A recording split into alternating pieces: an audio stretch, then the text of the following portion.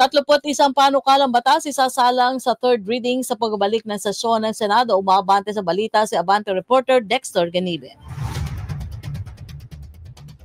Nakalatag na ang mga panukalang batas na isasalang sa third and final reading sa pagbabalik sesyon ng Senado ngayong araw. Kabilang ito sa mga pangunahing agenda ng Senado sa mga nalalabing araw ng regular session bago mag-adjourn si NIDIE para sa 19th Congress. Kabilang sa 31 na panukalang batas na isasalang sa third and final reading, ang Senate Bill No. 890 o an act right-sizing the national government to improve public service delivery and for other purposes.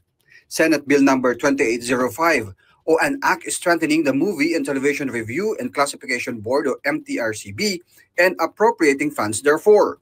Senate Bill No. 2965 o an act granting free funeral services to poor families, appropriating funds therefore and for other purposes.